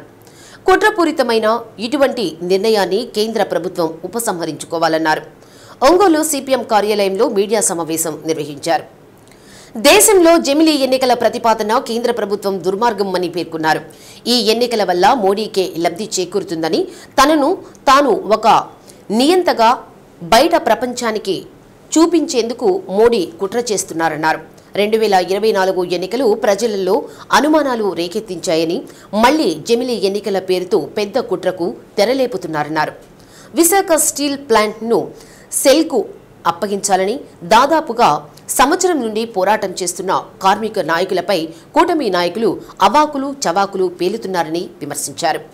తిరుపతి లడ్డూ విషయంలో చంద్రబాబు మత సామరస్యాన్ని దెబ్బతీసే విధంగా వ్యాఖ్యలు చేయడం సరికాదని తెలిపారు. కార్యక్రమంలో జిల్లా సిపిఎం కార్యదర్శి హనీఫ్, జీవి కొండారెడ్డి, చీకటి శ్రీనివాసరావు, కంకణాల ఆంజనేయులు, ఎస్కే మాబు, ఊసా వెంకటేశ్వర్లు తదితరులు పాల్గొన్నారు. జమిలీ ఎన్నికలు జరపాలని కేంద్ర కేబినెట్ తీసుకున్నటువంటి నిర్ణయం చాలా వినాశకరమైంది. ప్రజాస్వామ్య వ్యవస్థకి, ఫెడరల్ వ్యవస్థకి ఇది తీవ్రమైన విఘాతం కల్పిస్తుంది.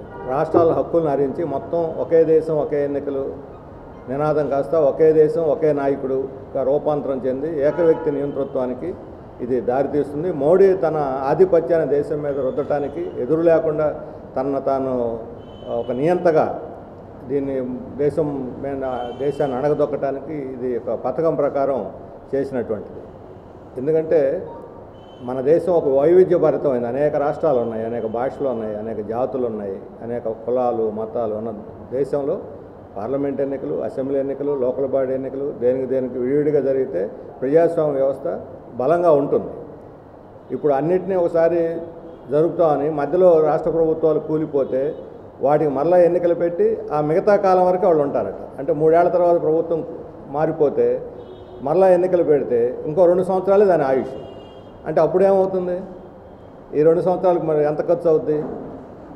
అందుకని ఇది కేవలం జనాన్ని మోసం చేయటానికి, మోడీ వైఫల్యాల నుంచి డైవర్ట్ చేయడానికి తప్ప ఈ చర్చ, అది కూడా చర్చ అందరూ చర్చించి ఏకాభిప్రాయం సాధిస్తామని చెప్పని వాళ్ళు చెబుతున్నారు. 2047 విజన్ 2047 అయితే వికసిత భారత్ అని దీని ద్వారా సాధిస్తారట. ఇది అంటే మొత్తం అభివృద్ధి మీద కేంద్రీకరిస్తాం, 2047కు ముందే వికసిత భారత్ని సాధిస్తామని చెప్పి జనం చెవిలో పూలు పెట్టాలని చూస్తున్నారు.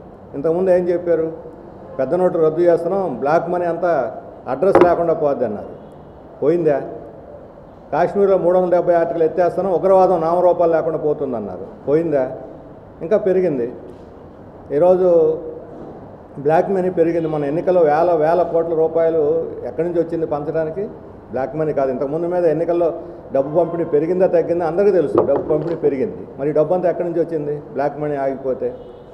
కాబట్టి జనాన్ని మోసం చేయడంలో దిట్ట మోడీ. కాబట్టి ఈ జమిలీ ఎన్నికలు అనేవి నష్టకరమైనవి. ఈ రోజుతోటి దాదాపుగా చంద్రబాబు నాయుడు గారి నాయకత్వంలో సంకీర్ణ ప్రభుత్వం 100 రోజులు పూర్తి చేసుకుంది. నిన్న వాళ్ళకి రాష్ట్ర కేబినెట్, ఎమ్మెల్యేల మీటింగు, ఉమ్మడి మీటింగ్ అన్నీ పెట్టి చర్చించారు. ఈ 100 రోజుల పరిపాలన మాటలకు తగ్గట్టుగా ఆచరణ లేదు. వాళ్ళ సూపర్ 6లో ఒక్క పెన్షన్లు తప్ప ఇంతవరకు ఏది అమల్లోకి రాలే. ఇచ్చిన మాటని అమలు జరపడం ఎలా? ప్రజలకి ఒక వేగవంతమైనటువంటి వాళ్ళ పనులు పూర్తి కావడానికి, సకాలంలో పనులు పూర్తి కావడానికి, ముఖ్యంగా ఇప్పుడు వరదలు వచ్చినాయి, వరదలో సహాయం చేయాలి. చంద్రబాబు నాయుడు గారు పోయారు, పాపం ఉన్నాడు, 6 రోజులు కష్టపడ్డారు. ఉపయోగం ఏముంది? చివరి స్థాయిలో ఉన్న వాళ్ళకి ఎవరికి సహాయం అందలే ఇప్పటికీ. అందుకని వాళ్ళు కనీసం వాళ్ళ మహిళల మీద గౌరవంతో అయినా ఒకరోజు మీరు డ్రై డేని పాటించండి. కానీ గ్రీన్ ఎనర్జీ పేరుతో బలవంతంగా గిరిజనుల భూములు, పేద రైతుల భూములు తీసుకొని మొత్తం నీళ్ళన్నీ స్టోరేజ్, పంపుడు స్టోరేజీ పేరుతో, ప్రాజెక్టు పేరుతోటి నీళ్ల మీద ఆధిపత్యం వాళ్ళకి ఇస్తే ఇరిగేషన్ దెబ్బతింటుంది, మంచినీళ్ళు దొరకవు, రైతులు భూములు కోల్పోతారు. ఇది అభివృద్ధి అవ్వదు, వినాశనం అవుతుంది. ఇప్పుడు యానిమల్ ఫ్యాట్ అనేది పాలలో కూడా ఉంటుంది. పాలు ఏమిటి? పాలలో వెన్న ఏమిటి? యానిమల్ ఫ్యాటే కదా పాల వెన్న. పాలు లేకుండా లడ్డు ఏం చేస్తారు? ఎక్కడైనా కలుపుతారు. పాలు కలిపితే తప్పు కూడా ఉంది. అది కాదు, హిందూ మత భావాలు దెబ్బతింటున్నాయి గత ప్రభుత్వం అని చెప్పడం ద్వారా మత మనోభావాలని ప్రేరేపించడానికి తోడ్పడుతుంది. అది ఒక ముఖ్యమంత్రి స్థాయిలో మాట మాట్లాడకూడదు. దాంట్లో నాణ్యత తక్కువగా ఉంది, లేదా వాటిలో అవినీతి జరుగుతుంది, లడ్డుల్లో తయారీలో సరిగ్గా మెయింటైన్ చేయట్లేదు నాణ్యత, అదన్నీ వాస్తవాలు, దాని మీద చర్యలు తీసుకోవాలి. కానీ దానికి మతం రంగు పులవటం, మనోభావాలని రెచ్చగొట్టడం అనేది అది బహుశా బీజేపీతో సంసారం చేస్తున్నాడు కాబట్టి వాళ్ళ ఆశ ఆయనకు అంటినట్టుంది. ఇప్పుడు దాకా చంద్రబాబు నాయుడు నికార్సైన లౌకికవాదం అనుకుంటున్నాం, ఇప్పుడు బీజేపీతో సంసారం చేసి ఆయన కరప్ట్ అవుతున్నట్టున్నాడు, కమ్యూనల్గా కరప్ట్ అవుతున్నట్టున్నాడు ఐడియాలజికల్గా. ఆ రకంగా ఆ స్థాయిలో ముఖ్యమంత్రి మాట్లాడి ఉండకూడదు, మాట్లాడటం కరెక్ట్ కాదనుకుంటున్నాను. ఇప్పుడు సమస్య ఏంటంటే 3 యూనిట్లు, ఇంతకుముందు 1 యూనిట్ మూతపడితే ఇప్పుడు 2 యూనిట్లు మూతపడ్డాయి, ఇంకొకటే నడుస్తుంది. 6,000 టన్నులే, మిలియన్ టన్నులే ఇప్పుడు ప్రొడక్షన్ జరుగుతున్నది. అనేక మందిని వీఆర్సీ ఇచ్చి పంపిస్తున్నారు, జీతాలు ఇవ్వటం లేదు. ముందు దాన్ని కాపాడాలని అంటే దానికి గనులు కేటాయించాలి, అలాగే పెట్టుబడులు కల్పించాలి. కేంద్ర ప్రభుత్వంలో ఆయనకున్న పలుకుబడిని ఉపయోగించి పెట్టుబడిని సమకూర్చితే బ్యాంకుల ద్వారా సమస్య పరిష్కారం అయిపోతుంది. సెయిల్లో కలపాలని కార్మికులు డిమాండ్ చేస్తున్నారు. అభ్యంతరం ఉండాల్సిన అవసరం లేదు న్యాయంగా అయితే. మరి ఎందుకు సెయిల్లో కలపకుండా మీనమేషాలు లెక్క పెడుతున్నారు? కనీసం ముఖ్యమంత్రి తన పలుకుబడిని ఉపయోగించి విశాఖ స్టీల్ని సెయిల్లో విలీనం చేస్తే చాలా సమస్యలు పరిష్కారం అవుతాయి. ఇంటర్నేషనల్ కోస్టల్ క్లీనింగ్ డే, స్వచ్ఛ సాగర్ సురక్షిత సాగర్ కార్యక్రమాన్ని నిర్వహిస్తున్నట్లు మత్స్యకార సంక్షేమ సమితి రాష్ట్ర కార్యదర్శి సున్నపు తిరుమలరావు, జిల్లా అధ్యక్షుడు పి వెంకటేశ్వర్లు తెలిపారు. 21వ తేదీ ఉదయం 8 గంటలకు కొత్తపట్నం, సింగరాయకొండ, చెల్లెమ్మగారిపాలెం బీచ్, ఉలవపాడు, చాకిచర్ల, పెదపాలెంలలో స్వచ్ఛ సాగర్ సురక్షిత సాగర్ కార్యక్రమంలో భాగంగా సముద్ర తీర ప్రాంతాన్ని శుభ్రం చేస్తున్నట్లు పేర్కొన్నారు. రాష్ట్రంలోని 45 బీచ్ల్లో స్వచ్ఛతా కార్యక్రమాన్ని నిర్వహిస్తున్నట్లు తెలిపారు. తీర ప్రాంత గ్రామ ప్రజలు స్వచ్ఛంద సంస్థలు పెద్ద ఎత్తున పాల్గొంటారన్నారు. కార్యక్రమానికి ముఖ్య అతిథిగా కలెక్టర్ హాజరవుతారని, బీచ్లో పేరుకుపోయిన వ్యర్థాలను తొలగించడం వల్ల మత్స్య సంపద ఆరోగ్యకరంగా ఉంటుందని తెలిపారు. సముద్రంలో విపరీతంగా పెరిగిపోతున్న వ్యర్థాల వల్ల చేపల ఉత్పత్తి తగ్గిపోయి అనారోగ్యం బారిన పడి ఉత్పత్తి తగ్గుతుందని చెప్పారు. కార్యక్రమంలో జిల్లా గౌరవాధ్యక్షులు Konduru Srinivasulu, Kothapatnam beach in charge R Chalapathirao తదితరులు పాల్గొన్నారు. ప్రకాశం జిల్లాలో 3 చోట్ల మనం స్వచ్ఛ సాగర్ సురక్షిత సాగర్ అనే కార్యక్రమాన్ని ప్రపంచ తీర సముద్ర పరిశుభ్రత దినోత్సవాన్ని జరుపుకుంటున్నాము. మనకి మెయిన్గా వచ్చేసి కొత్తపట్నం బీచ్ ఒకటి, అలాగే మడనూరు పెదపట్టపాలెం బీచ్ ఒకటి, మూడోది సింగరాయకొండ మండలం పోతయ్యగారిపాలెం బీచ్లో ఈ యొక్క కార్యక్రమం చేస్తున్నాము. అలాగే రాష్ట్రం మొత్తం మీద 45 చోట్ల 45 బీచ్లు మనం క్లీన్ చేస్తున్నాము. రాష్ట్రం అంతా కూడా జరుగుతుంది. ఈ సందర్భంగా ఒకే రోజు 21వ తారీఖు శనివారం ఉదయం 8 గంటల నుంచి 11 గంటల వరకు ఈ యొక్క కార్యక్రమం ఉంటుంది.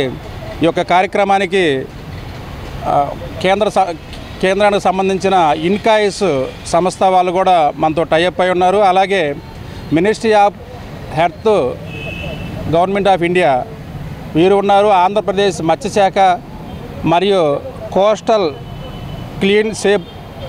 క్లీన్ అని ఒక సంస్థ ఉంది, అదే స్వచ్ఛ సాగర్ సురక్షిత సాగర్. ఇవన్నీ కలుపుకొని అధికారికంగా రేపు శనివారం ఉదయం 8 గంటలకి కొత్తపట్నం బీచ్, మడనూరు పెదపట్టపాలెం బీచ్, పోతయ్యగారిపాలెం బీచ్లో మన ప్రకాశం జిల్లాలో జరుగుతుంది. కాబట్టి అందరూ కూడా ఈ యొక్క కార్యక్రమానికి ఇన్వైట్ చేశాము. మన కలెక్టర్ గారు కానీ, అలాగే లోకల్ ఉన్నటువంటి మెరైను, కోస్ట్ గార్డు, మన ఫిషరీస్ జేడీ గారు, టూరిజం వాళ్ళు, ఫారెస్ట్ డిపార్ట్మెంటు, అన్ని డిపార్ట్మెంట్ వాళ్ళు కూడా దీంట్లో ఇన్వాల్వ్ అయ్యి ఈ యొక్క కార్యక్రమానికి ఇచ్చేస్తారు. కనుక తీర ప్రాంతం కూడా ఉండేటువంటి గ్రామాలు అందరూ కూడా ఈ యొక్క కార్యక్రమాన్ని తీర ప్రాంతంలో ఉంటాం కాబట్టి మనం అందరం కూడా క్లియర్ చేసుకుంటే మనకి ఆహారం, ఆ చేపలు కూడా ఉత్పత్తి బాగా అవుతాయి. ఆ చేపల వల్ల మనకి ఎంత ఇబ్బంది లేకుండా ఆరోగ్యంగా ఉంటాము. దాని మీద మత్స్యకారు సోదరులందరూ రాష్ట్ర నలుమూలలు కూడా ఈరోజు 45 సెంటర్లో మనందరం కూడా ఈ బీచ్లో క్లినిక్ కార్యక్రమం చేస్తాము. ఈ కార్యక్రమానికి మన మత్స్యకారు సోదరులు సోదరిమణులు, అదేవిధంగా హై స్కూల్ పిల్లకాయలు, స్కూల్ పిల్లకాయలు కూడా వచ్చి, అదేవిధంగా ఇన్కాయ సంస్థ మనం అందరం కూడా కలిసి ఈ ప్రోగ్రాం చేస్తున్నాం. కాబట్టి మీరందరూ కూడా సముద్ర ఒడ్డున ఉన్నటువంటి చెత్తని స్వయం సహాయక సంఘాల సభ్యులు తయారు చేసిన ఉత్పత్తులు అమ్మకాలు నిర్వహించేలా ఏర్పాటు చేసిన అర్బన్ మహిళా మార్కెట్ను commissioner K Venkateswararao, PD Tella Ravikumar పరిశీలించారు. నగరంలోని కొత్త కూరగాయల మార్కెట్ వద్ద అర్బన్ మహిళా మార్ట్ను ఏర్పాటు చేసి డ్వాక్రా సంఘాలు తయారు చేసిన ఉత్పత్తులను ఎగ్జిబిషన్లో ఉంచారు.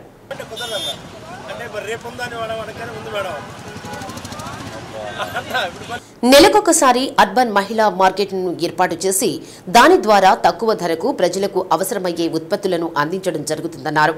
ప్రజలు కూడా మహిళలు తయారు చేసిన ఉత్పత్తులను కొనుగోలు చేసి వారు ఆర్థికంగా ప్రోత్సాహకాన్ని అందించాలన్నారు. కార్యక్రమంలో MEPMA city mission manager DCH Kondaiah, MEPMA సిఓలు సుబ్బారావు, రవీంద్ర, మరియమ్మ, మాధవి, రమణమ్మ, రాజేశ్వరి, రత్నకుమారి, మున్నీసా, రూపలక్ష్మి, ఆర్పీలు తదితరులు పాల్గొన్నారు.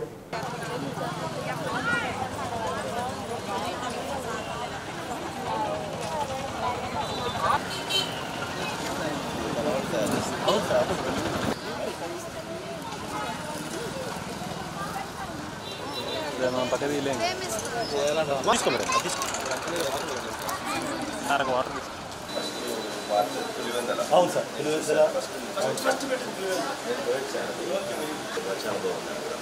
స్టేట్ మొత్తం 12 చోట్ల ఉంటే 3 ప్రకారం వచ్చేసి ఒక అంటే 50% మనం 3 కోట్లు PR కోడ్ చూపించి బిల్లింగ్ అయిపోయిన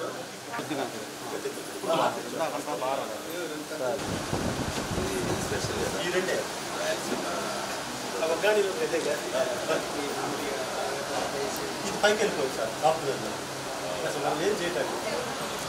చాలా ముఖ్యమైనటువంటి ప్రజలకు అవసరమైనటువంటి వస్త్ర, కథ, ఆభరణ, ఆహా ఈ 4 అంశాలకు సంబంధించినటువంటి ఉత్పత్తులను మరి ఈ అర్బన్ మార్కెట్లో ఉంచడం జరిగింది.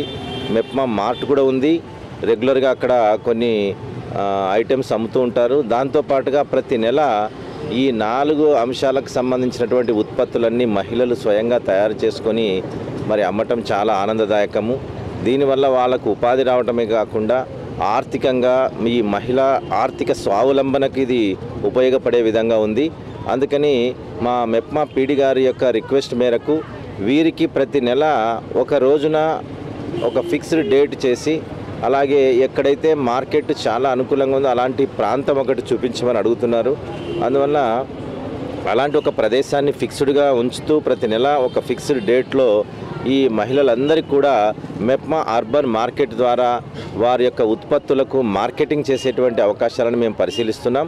ఆ విధంగా ప్రతి నెల ఈ అర్బన్ మార్కెట్ ద్వారా ఈ మహిళలందరికీ కూడా ఆర్థిక స్వావలంబన కల్పిస్తూ ఆర్థికంగా వాళ్ళంతా కూడా మరి ఆర్థిక సాధికారిత సాధించే విధంగా చర్యలు తీసుకుంటామని చెప్పేసి సందర్భంగా తెలియజేస్తూ, గౌరవనీయులైన మన మున్సిపల్ కమిషనర్ గారు ఈరోజు ఈ ఉత్పత్తుల ప్రదర్శనని మెప్మా అర్బన్ మార్కెట్ని సందర్శించడం చాలా సంతోషకరం. మరి వీళ్ళు చేసుకునే ఉత్పత్తులను కూడా చూసేవారు వారందరిని కూడా అభినందించారు. అదేవిధంగా వారికి మరి మనం చెప్పకుండానే సారే దీన్ని గుర్తించి మహిళల యొక్క జీవనోపాధుల కోసం ఒక స్థిరమైనటువంటి సుస్థిరమైనటువంటి ఆర్థిక అభివృద్ధి సాధించే దానికోసం ఈ అర్బన్ మార్కెట్కి ఎక్కడైనా ఒక ఫిక్స్డ్ ప్లేసు, అలాగే ప్రతి నెలలో ఫిక్స్డ్ డేటు అనేటువంటిది మనం పెట్టుకొని ముందుకు వెళదామని చెప్పి గౌరవ కమిషనర్ ఇచ్చినటువంటి సపోర్ట్కి వారికి హృదయపూర్వకంగా ధన్యవాదములు. MEPMA part of the municipality, ఎక్కడ ఈ అర్బన్లో ఉంటే అర్బన్లో సో వారి యొక్క సంక్షేమాన్ని వాళ్ళకి అవసరాలని అన్ని విధాలుగా తీర్చడానికి ఇచ్చినటువంటి భరోసాకి సార్ కూడా ధన్యవాదాలు చెబుతూ, Ongole DRRM municipal high school గ్రౌండ్లో శ్రీ వారాహి అమ్మవారి యాగం నిర్వహిస్తున్నట్లు నిర్వాహకులు తెలిపారు. ఈ నెల 24వ తేదీ మధ్యాహ్నం 2 గంటల నుండి 5 గంటల వరకు శ్రీ వారాహి మహా రథయాత్ర జరుగుతుందన్నారు. సంతపేటలోని టీటీడీ కళ్యాణ మండపంలో జరిగిన మీడియా సమావేశంలో శ్రీ వారాహి మహా రథయాత్ర కరపత్రాన్ని ఆవిష్కరించారు. కర్నూలు రోడ్ ఫ్లైఓవర్ వినాయకుడి గుడి దగ్గర నుంచి Addanki bus stand Mastan dargah, trunk road మీదుగా Gandhi road, central cafe, court centre, Chennakeswara Swamy దేవాలయం, మున్సిపల్ కార్యాలయం, కలెక్టర్ కార్యాలయం, నెల్లూరు బస్టాండ్ మీదుగా డిఆర్ఆర్ఎం హై స్కూల్ మైదానానికి చేరుతుందని అన్నారు. సాయంత్రం 6 గంటల నుంచి రాత్రి 8 గంటల వరకు యాగం జరుగుతుందని పేర్కొన్నారు. కార్యక్రమంలో వారాహి ఉపాసకులు శ్రీ మహారుద్రస్వామి, యోగ పర్యవేక్షకులు సాయి తేజారెడ్డిలు యాగాన్ని పర్యవేక్షిస్తారని తెలిపారు. భక్తులు పెద్ద ఎత్తున వారాహి మహా రథయాత్రలో పాల్గొని జయప్రదం చేయాలని కోరారు. యాగంలో పాల్గొనే భక్తులు యాగ ధాతువుల కోసం ముందుగానే వాట్సాప్ ద్వారా తమ వివరాలు తెలియచేయాలని పేర్కొన్నారు. కార్యక్రమంలో దాసరి నరసింహారావు, కరణం రమాదేవి, మువ్వల నాగరాజు, కొక్కిరాల సంజీవ్ కుమార్, తంజావూరు శ్రీనివాసమూర్తి, పాలెం సురేష్ బాబు, కోనూరు రంగారావు, నేరెళ్ల శ్రీనివాసరావు, గుర్రం రంగనాథ్, కొప్పుల వెంకట్రావు తదితరులు పాల్గొన్నారు. ఈ శ్రీ వారాహి మహారథయాత్ర మన ఒంగోలు కార్యక్రమంలో 24వ తారీఖు 9వ నెల, ఈ నెల 24 జరపదలిచాము. ఈ కార్యక్రమం తిరుపతి నుంచి విశాఖపట్నం వరకు జరుగుతుంది. ఈ కార్యక్రమంలో మహారథయాత్ర కర్నూలు రోడ్డు వినాయక స్వామి గుడికాడ నుంచి టీటీడీ కళ్యాణ మండపం మున్సిపల్ గ్రౌండ్ వరకు జరుగుతుంది. ఈ కార్యక్రమంలో యాగము కూడా నిర్వహిస్తారు. మున్సిపల్ గ్రౌండ్ నందు యాగం నిర్వహిస్తారు. ఈ యాగము పూర్తి ఉచితము, యాగ ప్రవేశము పూర్తి ఉచితము. కావున 50 మంది భక్తులు విరివిగా పాల్గొని ఈ కార్యక్రమంను జయప్రదం. మహారథయాత్ర మన తిరుపతి నుంచి చిత్తూరు జిల్లా విశాఖపట్నం వరకు పోవు క్రమంలో మన ఒంగోలు పట్టణంలో రేపు 24/9/2024 తేదీన మంగళవారం మన బైపాస్, కర్నూలు బైపాస్ వినాయకుడి గుడి వద్ద నుండి Addanki bus stand, Mastan Durga, Gandhi road, central cafe, Zaira hall centre మరియు చెన్నకేశ్వర స్వామి గుడి, మున్సిపల్ ఆఫీస్, చర్చి సెంటర్ మరియు నెల్లూరు బస్టాండ్ మీదుగా మున్సిపల్ స్కూల్ వరకు వచ్చును. రథయాత్ర కొనసాగించి అక్కడ అనంతరం మహాయాగం, శ్రీ వారాహి అమ్మవారి మహాయాగం జరుగును.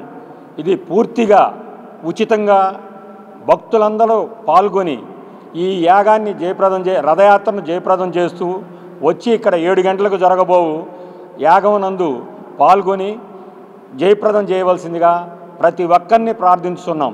శ్రీ వారాహి అమ్మవారి తీర్థ ప్రసాదాలు తీసుకోవాల్సిందిగా మరియు అన్నప్రసాదములు స్వీకరించవలసిందిగా ప్రతి ఒక్క భక్తుల్ని మన ఒంగోలులో ఉన్న భక్తులందరూ వచ్చి దీన్ని జయప్రదం చేయవలసిందిగా రథయాత్రను మహాయాగాన్ని జయప్రదం చేయవలసిందిగా మరీ కోరుచున్నాం. కాశీ క్షేత్ర పాలకురాలు, కాశీ క్షేత్రాన్ని తన కంటి చూపుతో రక్షించేటటువంటి మహాతల్లి శ్రీ వారాహి మాత. ఆ అమ్మవారి యొక్క ఉపాసకులు శ్రీ శ్రీ శ్రీ మహారుద్రస్వామి వారు తిరుచానూరులో ఉన్నటువంటి తన శక్తిపీఠం నుంచి కూడాను లోక క్షేమార్థం ఈ యొక్క వారాహి మహారథయాత్ర కార్యక్రమాన్ని మొదలుపెట్టడం జరిగింది. ఈ కార్యక్రమం 22వ తారీఖు తిరుపతి నుంచి అలాగే మన ఒంగోలు, గుంటూరు, రాజమండ్రి మీదుగా వైజాగ్ వరకు కూడాను ఈ కార్యక్రమాన్ని తలపెట్టారు స్వామివారు. ఆ క్రమంలో భాగంగా మన ఒంగోలు పుర ప్రజల క్షేమార్థం ఒంగోలు కూడాను ఈ కార్యక్రమాన్ని పాలుపంచుకోమని కోరడం జరిగింది. కాబట్టి 24వ తారీఖు మధ్యాహ్నం 2 గంటలకు కర్నూలు రోడ్డు బైపాస్లోని శ్రీ వరసిద్ధి వినాయక స్వామివారి టెంపుల్ కాడ నుంచి ఈ యొక్క రథయాత్ర మొదలవుతుంది. కాబట్టి ప్రతి ఒక్క ఒంగోలు ప్రజా పురులందరూ కూడాను ఈ కార్యక్రమాల్లో పాల్పంచుకొని ఈ యొక్క మహారథయాత్ర కార్యక్రమాన్ని 2ంటికి మధ్యాహ్నం మొదలుపెట్టి 5 వరకు నెల్లూరు బస్టాండ్లోని DRRM మున్సిపల్ స్కూల్ వరకు ఈ కార్యక్రమం జరుగుతుంది. స్వామివారి ఇచ్చేటటువంటి పూజా ద్రవ్యాలు కూడా ఉచితంగా ఇస్తున్నారు. కాబట్టి ఈ యొక్క కార్యక్రమాన్ని దిగ్విజయం చేయవలసిందిగా పుర ప్రజల్ని, ఒంగోలు ప్రజల్ని అందరినీ కోరుకుంటున్నాం. జై వారాహి మాత. ఒంగోలు రాజా పానగల్ రోడ్ 13, 14వ లైన్ కొండమిట్ట వద్ద నిర్వహిస్తున్న వినాయక చవితి ఉత్సవాలు గురువారంతో ఘనంగా పరిసమాప్తమయ్యాయి. ఈ సందర్భంగా నిర్వాహకులు వినాయక స్వామి వద్ద ఉంచి పూజలు నిర్వహించిన 5 లడ్డులకు వేలంపాట నిర్వహించారు.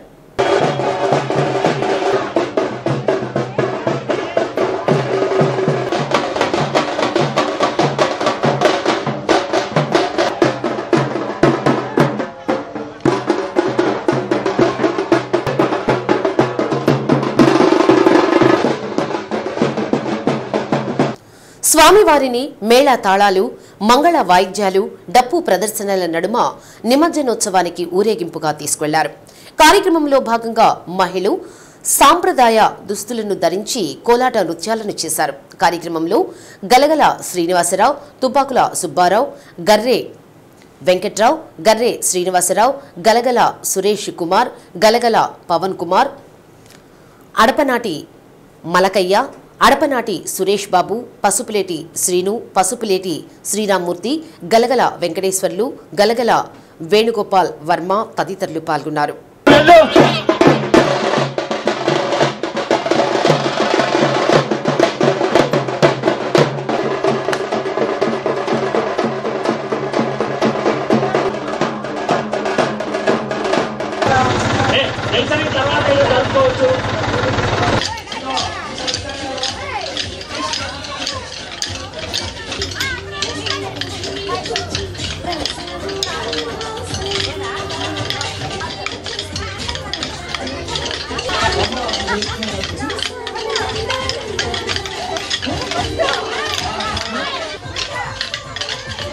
రాజా పానకాల్ రోడ్ 13, 14 మరియు ఎన్ఎస్ ఇల్టప్ గన్లు వెయిట్ చేసిన శ్రీ వరసిద్ధి వినాయక స్వామి దేవస్థానం వద్ద ఈరోజు 19వ ఇది 19వ సంవత్సరం ఈ విగ్రహం పెట్టి, కానీ ఈ 19 సంవత్సరాలు కూడా దిగ్విజయంగా ఫస్ట్ రోజు ఫస్ట్ సంవత్సరం ఎట్ట పెట్టామో ఇప్పుడు కూడా అట్టాగే ఇంకా ఎక్కువ ఫస్ట్లో కన్నా ఇప్పుడు ఎక్కువగా నిమజ్జన కార్యక్రమం జరుగుతుంది.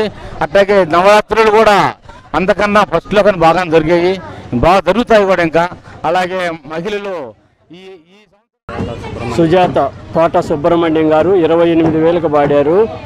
4వ లడ్డు గలగల బాలు గారు 30,000కు పాడారు. 5వ లడ్డు అడపనాటి బాబు గారు 30,000కు పాడారు. మొత్తం 5 లడ్లు కలిపి 5 లడ్లు పాట జరిగిందండి.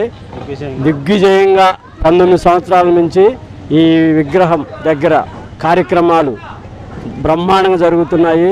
కాన భక్తులెల్లరూ ఈ ఉత్సవంలో పాల్గొని ఈ ఉత్సవాన్ని జయప్రదం చేయవలసిందిగా కోరుచున్నాను. భారతదేశంలో మొట్టమొదటిసారిగా మహేంద్ర వీర వాహనం ప్రవేశపెట్టడం జరిగిందని, దీనికి అనేక రకాల ఫ్యూచర్స్ ఉన్నాయని జనరల్ మేనేజర్ వేణుబాబు తెలిపారు.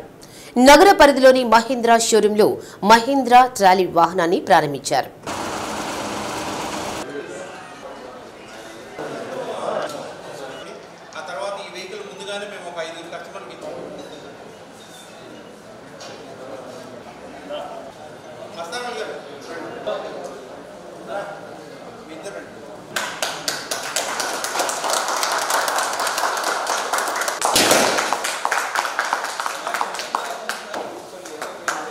ఇప్పటి వరకు కార్లకు మాత్రమే ఉన్న ఎయిర్ బ్యాగ్లు మహీంద్రా ట్రాలీ ఆటోకు కూడా అమర్చి నూతన టెక్నాలజీతో రావడం జరిగిందని వేణుబాబు తెలిపారు.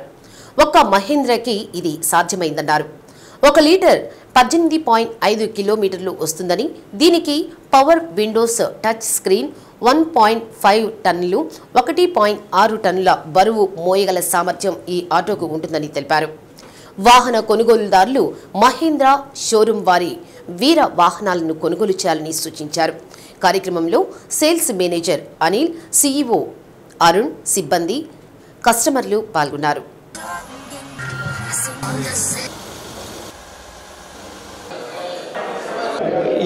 ఈ వీరా అనే వెహికల్ ఈరోజు ఆవిష్కరించబడుతుంది. దీనిలో 4 వేరియంట్స్ ఉన్నాయి. మొత్తం V2, V4, V6, నెక్స్ట్ వీటిలో కూడా ఇంకా different V4 optional, V6 optional ఉన్నాయి. దీంట్లో ఫస్ట్ ఇన్ క్లాస్ వచ్చి ఫస్ట్గా ఈ వెహికల్ పెడుతుందంటే ఎయిర్ బ్యాగ్స్ ఉన్నాయి. కమర్షియల్ వెహికల్లో ఫస్ట్ స్టార్ట్ అయింది. అన్ని కాంపిటేటర్స్లో కూడా ఈ మోడల్ లేదు. దీంట్లో మళ్ళీ రివర్స్ కెమెరా, ఇన్ఫోటైన్మెంటు అంటే టచ్ స్క్రీను, ఇవన్నీ కూడా ఈ వెహికల్లో లాంచ్ చేయబడినవి. మొత్తం ఫస్టే ప్రారంభించబడినవి. అడ్వాన్స్డ్ ఫీచర్స్ ఈ వెహికల్లో ఉన్నాయి. దీంట్లో ఒక 2 టన్నేజ్లో వస్తుంది. 1.5 టన్ను, 1.6 టన్ను. 1.5 టన్ను, 1.5 టన్నులో 3 వేరియంట్స్ ఉన్నాయి. 1.6 టన్నులో 3 వేరియంట్స్ ఉన్నాయి. చాలా తక్కువ ప్రైస్కే వస్తున్నాయి. 1.6 టన్ను వచ్చి క్వార్టర్ ట్యాక్స్ ఉంటుంది. 1.5 టన్ను వచ్చి లైఫ్ ట్యాక్స్ ఉంటుంది.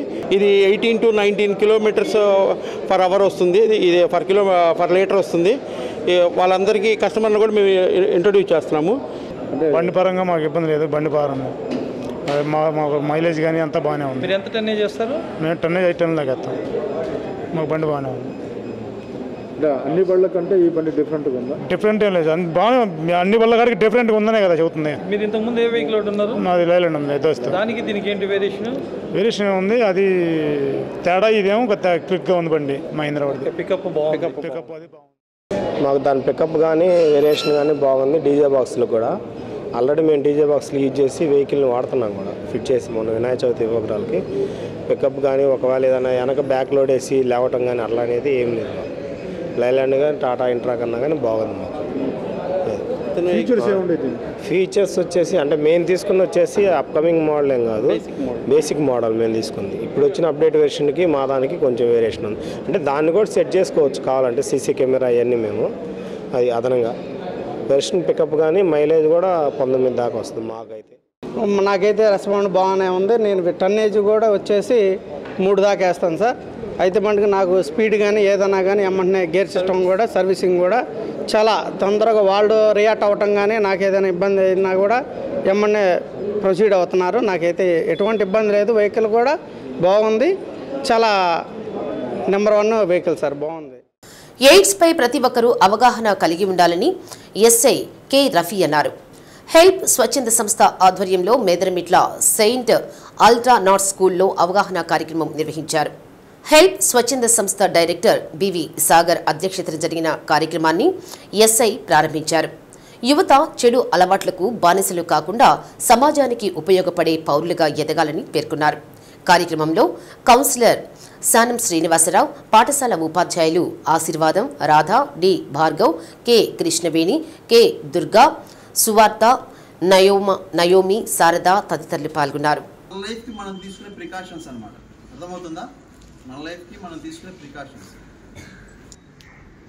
సమన్వయంతో ఆంధ్రప్రదేశ్ ఎయిడ్స్ నియంత్రణ మండలి వారి ఆధ్వర్యంలో జాతీయ ఎయిడ్స్ నియంత్రణ సంస్థ యొక్క ఆదేశాల మేరకు గత 6 వారాలుగా రాష్ట్రంలో భారతదేశంలో హెచ్ఐవి ఎయిడ్స్ నిర్మూలించాలని ఏకైక లక్ష్యంతో ఈ హెచ్ఐవి ఎయిడ్స్ అనేది 2030 కల్లా అది ఎట్టి పరిస్థితుల్లో సమాజంలో ఉన్నటువంటి ప్రజలకి సోకకుండా చూడాలనే లక్ష్యంతో ఈ ప్రోగ్రామ్ని ఏర్పాటు చేశారు. దాని కింద 3 వేలు చాలా విలువైంది. ఇందులో ఒక ఉంగరం వేలు, ఒకటి చూపుడు వేలు, ఇంకో వేలు ఏం తెలుసా? ఏం చెప్పండి? ఎవరైనా మీరు డాక్టర్ దగ్గర పోతే ఫస్ట్ ఈ ఏలుకి సూది కొడతాడు, షుగర్ ఉందా, ఏదో బ్లడ్ టెస్ట్ ఏం చేస్తాడు అక్కడ పొడుస్తాడు. అంటే మీరు ప్రతి సంవత్సరానికి 6 నెలలకు ఒకసారి రక్త పరీక్ష చేయించుకుంటే మిగతా 2 ఏళ్ళు అట్లా గట్టిగా ఉంటాయి మీ జీవితానికి. కొరసపాడు మండలం గుడిపాడు గ్రామానికి చెందిన రైతు సాగు చేసిన వంగ, దోస, మునగ పంటలకు ప్రస్తుతం గిట్టుబాటు ధర బాగానే ఉన్నా పంట దిగుబడి తక్కువగా ఉందని రైతు ఆంజనేయులు తెలిపారు.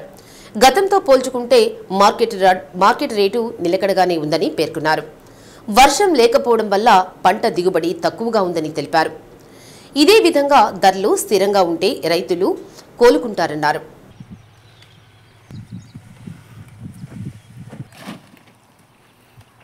ఒక ఎకరం వంగ తోట, 2 ఎకరాల పందిరి, దొండ, పొట్ల, సొర అవి వేసాను.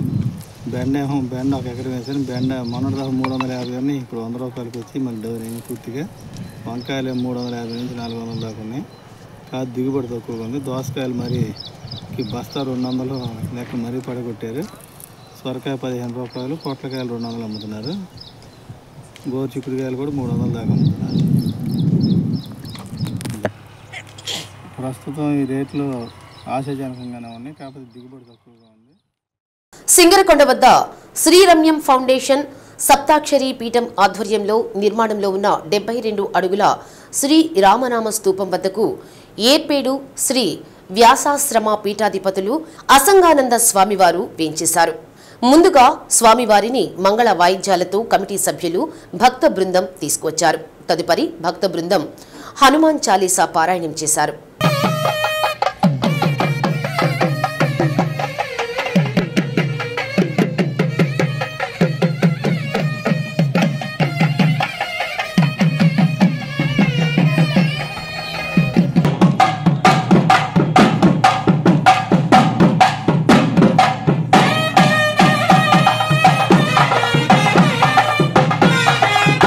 కాలం మంచి పనులు చేసుకోమని చెబుతుంది.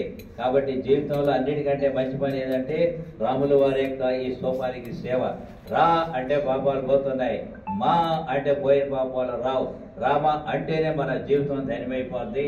అటువంటి రామకోటి స్తూపాన్ని మరి భద్రాచలంలో మాకు చాలు, మీ రామకోటి పుస్తకాలు మీరే ఉంచుకోండి అని వాడు తీసుకుంటం లేదు. కాబట్టి ఆ సీతారాములే మా హనుమత్ దాస్ గారి అమ్మగారికి. శ్రీ సత్య న్యూస్ లో నేటి మాట. పేదరికంలో పుట్టిన వారు ఎత్తుకు తగ్గ బరువు ఉండకపోవచ్చు, కానీ వయసుకు మించిన బాధ్యతలు మోస్తూ ఉంటారు. శ్రీ సత్య న్యూస్ ఇంతటితో సమాప్తం. నిరంతరం చూస్తుండండి శ్రీ సత్య న్యూస్.